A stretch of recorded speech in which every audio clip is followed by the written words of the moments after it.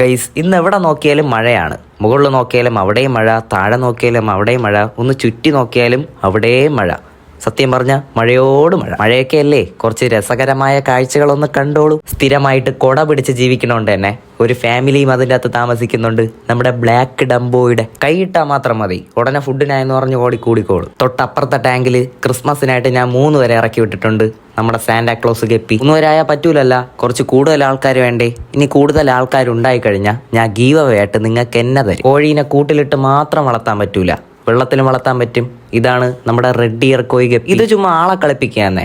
മഴയാണ്ട് പനി പിടിക്കുമെന്ന് പറഞ്ഞ് കൈയിട്ട ഉടനെ തന്നെ ഫുഡിനായെന്ന് പറഞ്ഞ് വന്നോളൂ. കുറച്ച് റെയർ ആയിട്ട് കിട്ടുന്ന വെറൈറ്റീസ് ആയതുകൊണ്ടായിരിക്കും അല്ലേ. ആന ചെവി ആയതുകൊണ്ട് തന്നെ തുറന്നു തന്നാൽ മാത്രം മതി വീഡിയോ എടുക്കാൻ ഞാൻ കയ്യിൽ വന്നിരുന്നു തരാം എന്ന് പറയുന്ന നമ്മുടെ platinum red big ear guppy. ഈ ഗപ്പിക്ക് പണ്ടേ ഷോ ഉണ്ടായിരുന്നു, അതായത് കുറച്ച് കാലത്തിന് മുമ്പ്. ഇതിന്റെ ടെയിൽ ക്വാളിറ്റി കാണണമെങ്കിൽ ഗ്ലാസ് ടാങ്കിൽ തന്നെ ഇടണം എന്നാണ് ഒരു നിയമം. പക്ഷെ ഞാൻ അത് പൊട്ടിച്ചിട്ടുണ്ട്.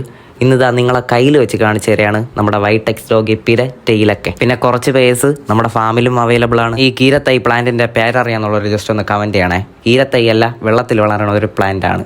അറിയുന്നുള്ളവർ ജസ്റ്റ് ഒന്ന് കമന്റ് ചെയ്യൂ. ഇനി അറിഞ്ഞൂടാത്തവർ നിങ്ങൾക്ക് തോന്നിയ പേരെന്തെങ്കിലും ഒന്ന് കമന്റ് ചെയ്യൂ.